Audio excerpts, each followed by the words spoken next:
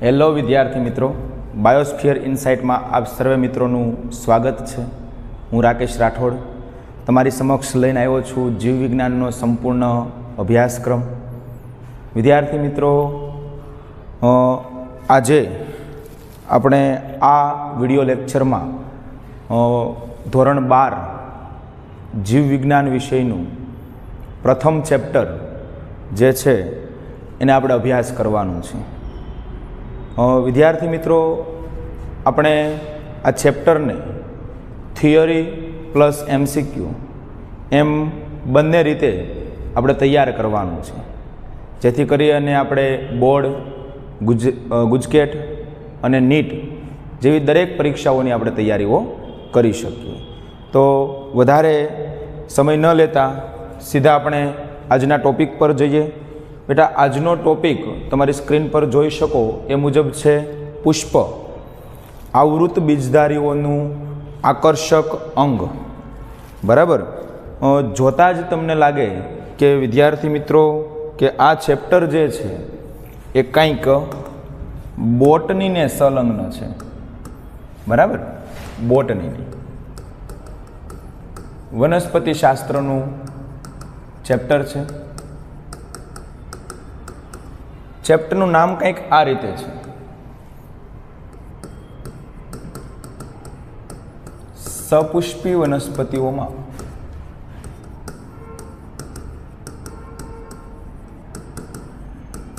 લિંગી પ્રજનન। ઇંગ્લિશમાં લખીએ તો sexual reproduction in flowering plants।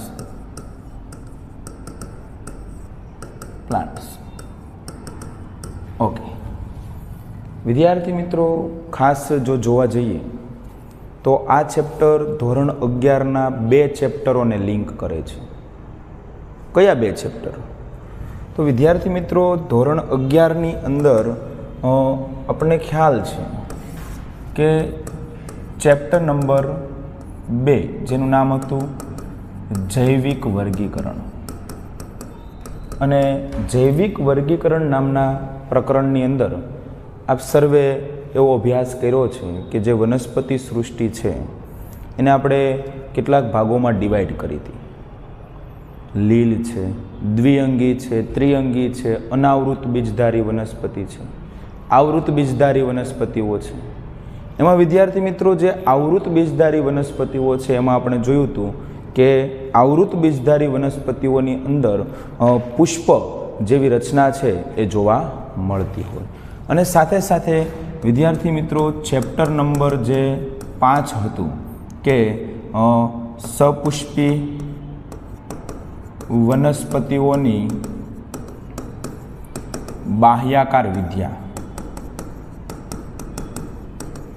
જેની અંદર પણ પુષ્પની અથવા તો વનસ્પતિની તમામ જે રચનાઓ છે, મૂળ, પ્રકાંડ, પર્ણ, પુષ્પ, ફળ, બીજ, આ તમામ રચનાઓનો આપણે અભ્યાસ કરી ચૂક્યા છીએ। પણ વિદ્યાર્થી મિત્રો, અહીંયા આપણે ખાસ ફોકસ કરવાનું છે પુષ્પ ઉપર, કારણ કે સપુષ્પી વનસ્પતિઓમાં લિંગી પ્રજનન કીધું છે તો પહેલાં તો સપુષ્પીનો મતલબ કંઈક એવો થાય। સપુષ્પી મતલબ પુષ્પ ધરાવતી જે વનસ્પતિઓ છે એને આપણે સપુષ્પી વનસ્પતિઓ તરીકે ઓળખતા હોઈએ। બેટા, આ પુષ્પ જે છે એ વનસ્પતિઓનું પ્રજનન અંગ છે। બરાબર, એ આપ સૌ જાણો છો।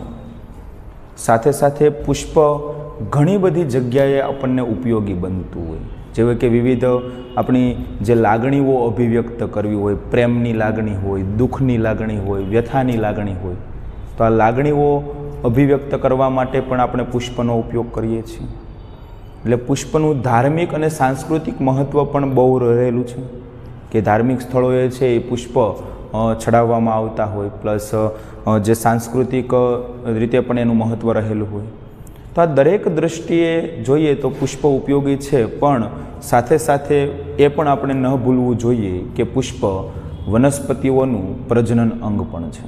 તો વિદ્યાર્થી મિત્રો, પહેલાં આપણે પુષ્પની રચના ઉપર ફોકસ કરીએ અને પછી આગળની વાતો જોઈએ. તો પુષ્પની રચના કે પુષ્પની રચના કેવી હોય બેટા? તો પુષ્પની અંદર મુખ્યત્વે એના અંદર 4 ચક્રો જોવા મળતા હોય. બરાબર? કેટલા ચક્રો જોવા મળતા હોય? 4 ચક્રો. યાદ રાખજો કે પુષ્પમાં 4 ચક્રો જોવા મળતા હોય. એમાં વાત કરવા જઈએ તો જે પ્રથમ ચક્ર છે જેને વજ્ર ચક્ર કહેવામાં આવે, બીજું ચક્ર છે એને દલ ચક્ર કહેવામાં આવે, ત્રીજું ચક્ર છે પુંકેસર ચક્ર કહેવામાં આવે, ચોથું ચક્ર છે બેટા સ્ત્રીકેસર ચક્ર કહેવામાં આવે. પ્રશ્ન થાય કે સર કોને વજ્ર ચક્ર કેવું, દલ ચક્ર કેવું, પુંકેસર ચક્ર કેવું, સ્ત્રીકેસર ચક્ર કેવું? તો બેટા યાદ રાખજો કે જે વજ્ર ચક્ર છે, વજ્ર ચક્ર જે છે એની જો આપણે વાત કરવા જઈએ તો તે વજ્ર પત્રોનું બનેલ હોય. બરાબર? વજ્રપત્રો ભેગા મળશે ત્યારે શું બનશે? વજ્ર ચક્ર બનશે. એવી જ રીતના દલપત્રો ભેગા મળે ત્યારે શું બનશે? દલ ચક્ર બનશે. અને એવી જ રીતે બેટા પુંકેસરો ભેગા મળે ત્યારે પુંકેસર ચક્ર બને અને સ્ત્રીકેસરો ભેગા મળે ત્યારે સ્ત્રીકેસર ચક્ર બનશે. વિદ્યાર્થી મિત્રો, આ દરેક ચક્રો વિશે આપણે ધોરણ 11ની અંદર અભ્યાસ કરી ગયા છીએ. તમને કદાચ યાદ હોય તો કે ભાઈ વજ્ર ચક્ર અને દલ ચક્રની જે ગોઠવણી છે કલિકા અવસ્થાની અંદર, તો એને આપણે કલિકાંતર વિન્યાસ કહેતા હતા. જો વજ્રપત્રો અને દલપત્રો એકબીજા સાથે જોડાયેલા હોય, બાઇન્ડ થયેલા હોય, તો એને આપણે યુક્ત વજ્રપત્રી કે યુક્ત દલપત્રી વજ્રચક્ર કે દલચક્ર કહેતા હતા. જો એકબીજાથી મુક્ત હોય તો એને મુક્ત વજ્રપત્રી કે મુક્ત દલપત્રી, દલચક્ર કે વજ્રચક્ર તરીકે ઓળખતા હોઈએ. રાઈટ? તો વિદ્યાર્થી મિત્રો, જો આ બાબતને આપણે થોડી આકૃતિ દ્વારા સમજવાનો પ્રયત્ન કરીએ તો પુષ્પની અંદર સૌથી જે બહારનું ચક્ર હોય એને આપણે કહીશું વજ્ર ચક્ર. રાઈટ? વજ્ર ચક્ર તરીકે ઓળખવામાં આવે. ત્યારબાદ અંદરની તરફ સરસ મજાના રંગબેરંગી જોવા મળતા દલપત્રો આવેલા હોય. શું આવેલું હોય? દલપત્રો આવેલું અને કલરફુલ હોય. પુષ્પનો રંગ છે એ સામાન્ય રીતે દલપત્રોને કારણે જોવા મળતો હોય. વજ્રચક્ર છે અથવા તો વજ્રપત્રો છે એ તો ગ્રીન કલરના જ મોટા ભાગે જોવા મળતા હોય. તો બીજું ચક્ર જે બેટા શું જે દલપત્રનું બનેલું છે એને કહેવાય દલચક્ર. રાઈટ? ધેન એની અંદરની તરફ પુષ્પનું નર પ્રજનનાંગ તરીકે પુંકેસર ચક્ર આવેલું હોય. બરાબર? આજ મેં દોર્યું છે, એ દોર્યું છે પુંકેસર ચક્ર. અને વિદ્યાર્થી મિત્રો, સૌથી અંદરની તરફ જે ચક્ર આવેલું છે, જે પુષ્પનું માદા પ્રજનનાંગ છે, એને આપણે સ્ત્રીકેસર ચક્ર તરીકે ઓળખતા હોઈએ. બરાબર? તો આવી રીતના 4 ચક્રો આવેલા હોય. સૌથી અંદરનું જે થયું એ કયું થયું? સ્ત્રીકેસર ચક્ર. રાઈટ? અને વિદ્યાર્થી મિત્રો, સાથે સાથે એ વાત પણ તમારે યાદ રાખવી જોઈએ કે આ 4 ચક્રો છે એ ક્યાં સ્થાન પામેલા હોય? તો કે ભાઈ પુષ્પાસન પર. પુષ્પાસન પર. પુષ્પાને બેસવા માટેનું આસન વિદ્યાર્થી મિત્રો, જેને શું કહેવામાં આવે? પુષ્પાસન કહેવામાં આવે. અને પુષ્પાસનની નીચેથી લંબાયેલ જે દંડ જેવી રચના છે એને કહેવામાં આવે પુષ્પદંડ. તો આવી સરસ મજાની આપણે આકૃતિ જોઈ. બરાબર? જે પુષ્પની લાક્ષણિક પુષ્પની રચના દર્શાવે છે. વિદ્યાર્થી મિત્રો, સેમ રચના તમે 11મા ધોરણની અંદર ભણ્યા છો, પણ છતાં અહીંયા આપણે પુષ્પની રચના ભણ્યા પછી એની અંદર પ્રજનનની વાત કરશું. હવે વિદ્યાર્થી મિત્રો, થોડી અન્ય બાબતો ધ્યાનથી સમજો કે અહીંયા જે ટોટલ એના જે 4 ચક્રો છે એમાંથી જે ચક્રો છે 2 પ્રકારના જોવા મળે. એમાંના 2 જે છે એ આવશ્યક ચક્રો અથવા તો પ્રજનન ચક્ર તરીકે કામ કરતા હોય. રાઈટ? કયા કયા સર છે તો યાદ રાખજો બેટા. એક તો પુંકેસર ચક્ર, જે પુષ્પનું નર પ્રજનન ચક્ર છે, બરાબર, એટલે કે નરજન્યુ નિર્માણ કરતું ચક્ર હોય તો એ કયું છે? પુંકેસર ચક્ર, એટલે કે પુષ્પનું નર પ્રજનનાંગ થશે. અને બેટા બીજું જે છે એ કયું છે? સ્ત્રીકેસર ચક્ર, જે પુષ્પનું માદા પ્રજનન ચક્ર છે. રાઈટ? તો નર પ્રજનન ચક્ર તરીકે પુંકેસર કામ કરશે અને માદા પ્રજનન ચક્ર તરીકે સ્ત્રીકેસર કામ કરશે. ખાસ આપણે આના ઉપર જ ફોકસ કરવાનું છે. હમણાં હું તમને આગળની માહિતી આપું છું. અને આગળ વાત કરવા જઈએ વિદ્યાર્થી મિત્રો, તો સહાયક ચક્રો. સહાયક ચક્રો શું કામ કહે છે? તો કે ભાઈ એનો પ્રજનનમાં સીધો કોઈ ભાગ નથી, પરંતુ પ્રજનનમાં હેલ્પ કરશે. સહાયક ચક્રો અથવા વંધ્ય ચક્રો જે છે એ કયા 2 છે? તો બાકી વધ્યા એ કયા કયા? એક તો છે ભાઈ દલ ચક્ર, બરાબર, અને બીજું છે વજ્ર ચક્ર. રાઈટ? આ બંને ચક્રોનો પ્રજનનની અંદર કોઈ મુખ્ય ફાળો રહેતો નથી, પરંતુ તે કીટકોને આકર્ષવા હોય, બરાબર, તો એમાં હેલ્પ કરતા હોય છે. તો યાદ રાખવાનું અહીંયા મિત્રો કે આવશ્યક ચક્રો તરીકે અથવા પ્રજનન ચક્રો તરીકે પુંકેસર ચક્ર અને સ્ત્રીકેસર ચક્ર કામ કરે છે, અથવા સહાયક ચક્રો અથવા વંધ્ય ચક્રો અથવા તો ઘણી વખત બિન આવશ્યક ચક્રો પણ કહેવામાં આવે તો એ દલ ચક્ર અને વજ્ર ચક્ર છે. તો આઈ થિંક તમને અહીં પુષ્પની સમગ્ર જે રચના છે એ તમને ખબર પડી ગઈ હશે. બીજું વિદ્યાર્થી મિત્રો, આપણે જોવા જઈએ તો અહીં આપણને એવું કહેવામાં આવ્યું છે કે સપુષ્પી વનસ્પતિઓમાં કેવું પ્રજનન? લિંગી પ્રજનન. તો પહેલાં તો વિદ્યાર્થી મિત્રો આપણને એ ખબર હોવી જોઈએ કે વોટ ઇઝ પ્રજનન, વોટ ઇઝ રિપ્રોડક્શન. રિપ્રોડક્શન એટલે શું? તો ખ્યાલ છે આપણને કે પ્રજનન છે એ દરેક સજીવની ખૂબ જ અગત્યની લાક્ષણિકતા છે કે દરેક સજીવ જન્મે ત્યારબાદ પુખ્તતાએ પહોંચે અને પોતાના જેવો જ બીજો નવો સજીવ નિર્માણ કરતો હોય છે. તો આ ક્રિયાને બેટા આપણે શું કહેતા હોઈએ છીએ? પ્રજનન તરીકે ઓળખતા હોઈએ છીએ. પ્રજનન છે ને બેટા એના મુખ્ય 2 પ્રકાર હોય. પ્રજનન છે એના મુખ્ય 2 પ્રકારો હોય. કયા કયા?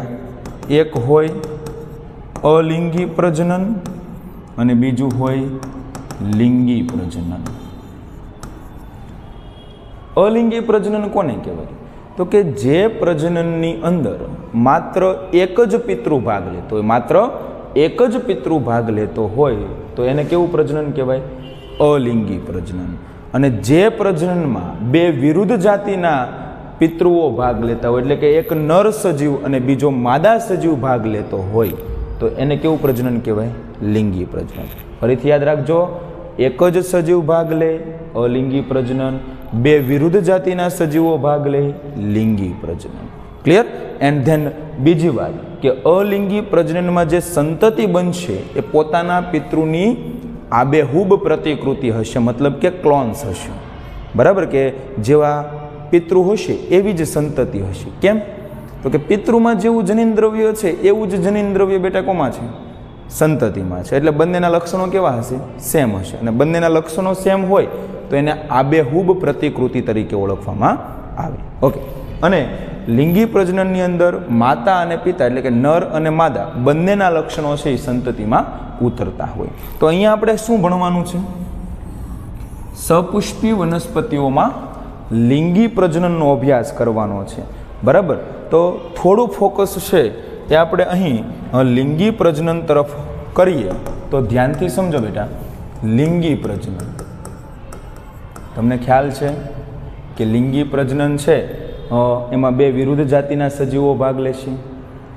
નર અને માદા બંનેના લક્ષણો સંતતિમાં ઉતરશે. રાઈટ. અલિંગી પ્રજનન કરતાં આ પ્રક્રિયા થોડી ધીમી છે, થોડી કોમ્પ્લેક્સ છે, મતલબ કે જટિલ છે. બરાબર, આ વસ્તુ તમને ખ્યાલ હોવી જોઈએ. અને બેટા લિંગી પ્રજનન છે ને એ સામાન્ય રીતે 3 તબક્કામાં પૂરું થતું હોય. કેટલા તબક્કા? 3 તબક્કા. કયા કયા? એક છે પૂર્વ ફલન, બીજું છે ફલન અને ત્રીજું છે પશ્વ ફલન. પૂર્વ ફલન, ફલન અને પશ્વ ફલન. સર પૂર્વ ફલન કોને કહેવાય? તો તમને નામ જ ખબર, નામ પરથી જ અર્થ નીકળી જાય. પૂર્વ પહેલાંનું. કોની પહેલાંનું? તો કે ભાઈ ફલનની પહેલાંનું. તો ફલન જે પહેલાંની ઘટના છે, ઘટનાઓ છે, એને આપણે શું કહેશું?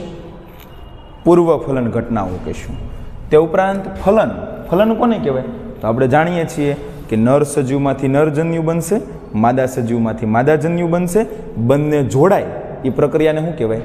ફલન. એટલે લખીએ કે નરજન્યુ અને માદાજન્યુના જોડાણની ક્રિયા એને શું કહેવાય? એને શું કહેશું? ફલન તરીકે ઓળખવામાં આવશે. ક્લિયર? ઓકે. એન્ડ પશ્વ ફલન, પશ્વ એટલે પછીનું, એટલે કે ફલન પછીની જે ઘટનાઓ છે એને આપણે શું કહીશું? પશ્વ ફલન. રાઈટ. તો આ ત્રણેય ઘટનાઓ પૂરી થાય તો જ લિંગી પ્રજનન કમ્પ્લીટ થયું કહેવાય. કઈ કઈ? પૂર્વ ફલન, ફલન અને પશ્વ ફલન. રાઈટ. ઓકે. તો હવે વિદ્યાર્થી મિત્રો, પૂર્વ ફલન જે છે ને એમાં 2 ઘટનાઓ થતી હોય જનરલી. એક જન્યુ જનન. જન્યુ જનન. જનન એટલે નિર્માણ થવું. કોનું નિર્માણ થવું ભાઈ? તો કે ભાઈ જન્યુનું. તો કે જન્યુઓના નિર્માણની પ્રક્રિયાને જન્યુજનન કહેવાય. તો આપણે અહીંયા વનસ્પતિઓની અંદર એક તો નરજન્યુજનન ભણીશું. તો તમને હમણાં ખ્યાલ છે, મેં હમણાં જ વાત કરી છે કે પુષ્પનું નર પ્રજનનાંગ કયું ભાઈ? તો કે પુંકેસર. પુંકેસરની અંદર કઈ પ્રક્રિયા થાય? તો કે ભાઈ નરજન્યુજનન. તો કે પુંકેસરની અંદર જે નરજન્યુના નિર્માણની પ્રક્રિયા છે એને નરજન્યુજનન કહેશું. બરાબર. એવી જ રીતના સ્ત્રી કેસરમાં કયું જન્યુજનન થશે?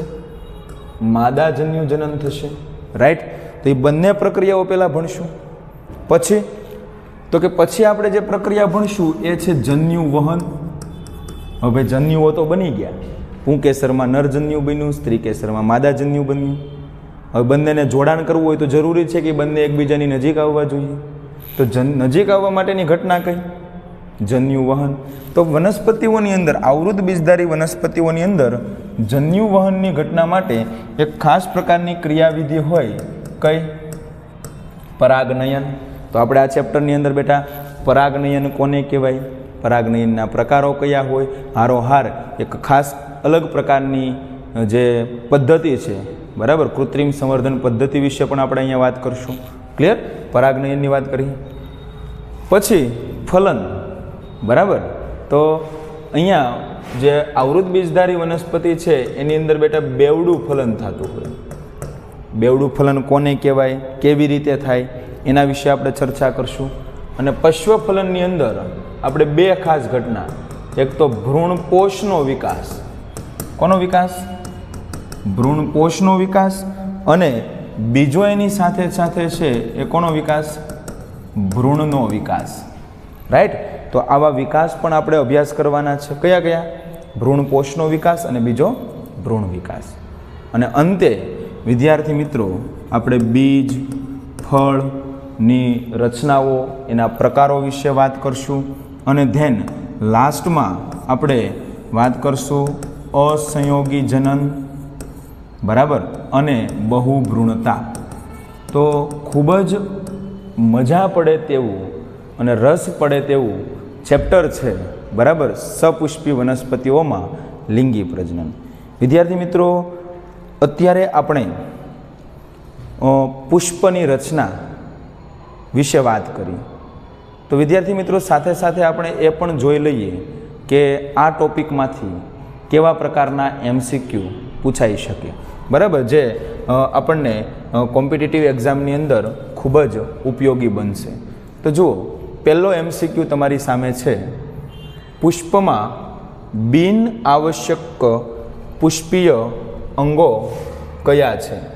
કેવા કીધા છે? બિન આવશ્યક પુષ્પીય અંગો કયા છે એવું આપણને અહીં કહેવામાં આવ્યું છે. બિન આવશ્યક પુષ્પીય અંગો. તો જુઓ, પેલું છે વજ્રપત્ર અને દલપત્ર. આવે? હા, કારણ કે આપણે હમણાં જ જોયું કે આવશ્યક પૂછે તો પુંકેસર ચક્ર અને સ્ત્રીકેસર ચક્ર, બરાબર, અને બિન આવશ્યક પૂછે તો વજ્ર ચક્ર અને દલ ચક્ર. એટલે જવાબ તો ડાયરેક્ટ તમને અહીંયા મળી ગયો. જવાબ આવશે એ વજ્રપત્ર અને દલપત્ર, જે પુષ્પના બિન આવશ્યક અંગો છે. નેક્સ્ટ વાત કરીએ કે ભાઈ નીચે સૂચિબદ્ધ શબ્દોમાં જે પુષ્પોના ચક્રો માટે તકનીકી રીતે યોગ્ય નામો નથી. જો ખાસ સમજો બેટા, હું પૂછું કે યોગ્ય નામો ન હોય તે કયા? તો પુંકેસર ચક્ર, ચક્રો માટે કીધા, અંગો માટે કીધા હોત ને તો પુંકેસર, સ્ત્રીકેસર, વજ્રપત્ર અને દલપત્ર આવે, પણ અહીંયા ચક્રો માટે કીધા તો પુંકેસર ચક્ર આવે, સ્ત્રીકેસર ચક્ર આવે, દલ ચક્ર આવે, વજ્ર ચક્ર આવે. તો અહીંયા જો પુંકેસર ચક્ર છે એટલે આ આવશે, સ્ત્રીકેસર ન આવે, વજ્ર ચક્ર આવે, વજ્રપત્ર ના આવે. તો ન, અહીંયા કરેક્શન છે થોડું, બરાબર, કે અહીંયા 3ની બદલે ખરેખર અહીંયા 4 લખવું પડે. એટલે જવાબ આવે 2 અને 4, એટલે જવાબ આપણો રાઈટ આન્સર થશે 2, બરાબર. અહીંયા થોડુંક ટાઈપિંગ મિસ્ટેક છે કે અહીંયા 3ની જગ્યાએ 4 લખવું જોઈએ, બરાબર, કંઈ વાંધો નહીં. 2 અને 4 એટલે જવાબ આપણો રાઈટ આન્સર થશે સી, રાઈટ. ઓકે, નેક્સ્ટ જોઈએ કે આપેલ આકૃતિમાં P થી V ને ઓળખો અને સાચો વિકલ્પ પસંદ કરો. એટલે આપણને અહીંયા આકૃતિ આપી છે વિદ્યાર્થી મિત્રો, આપણને અહીંયા આકૃતિ આપી છે. કઈ કઈ? તો કે P. તો P તો તમે ઓળખી ગયા. શું આવે ભાઈ? વજ્રપત્ર, રાઈટ. શું આવે? વજ્રપત્ર. પછી આપ્યું છે V. તો V શું થયું? બરાબર, એ થોડુંક ડીપમાં સ્ટડી આપ્યું છે, બરાબર, ધ્યાનથી શું. પછી આપ્યું છે V. V છે અંડાશય, રાઈટ. S પુંકેસર નો તંતુ છે, આ પરાગાશય છે. Q છે એ દલપત્ર છે. T જે છે એ પરાગાસન છે. U જે છે એ પરાગવાહિની છે. તો આ મુજબ આપણે જોવા જઈએ તો કયા શબ્દો બંધ બેસે? તો પેલા P. તો P શું છે ભાઈ? વજ્રપત્ર. એટલે A કેન્સલ, B કેન્સલ, વજ્રપત્ર છે, રાઈટ. પછી Q શું છે? તો કે દલપત્ર છે, હા, બરાબર. R શું છે? R છે પરાગાશય છે, હા. ધેન S શું છે? S ક્યાં આપ્યું? S પુંકેસર ચક્રનો તંતુ છે, રાઈટ. T શું છે? T પરાગાસન છે, રાઈટ. U શું છે? પરાગવાહિની છે. અને V શું છે? અંડાશય છે. એટલે આપણો રાઈટ આન્સર કયો થશે? સી. ક્લિયર? તો આવી આકૃતિ આધારિત પ્રશ્નો પણ તમને પૂછાઈ શકે, MCQ પૂછાઈ શકે. ઓકે, તો આવી રીતે છે અહીંથી તમને કેટલાક MCQ પણ પૂછાઈ શકે. તો આવી જ રીતના જે આગળની બાબતો છે એ આપણે આવનારા લેક્ચરની અંદર કવર કરશું. ઓકે, આભાર.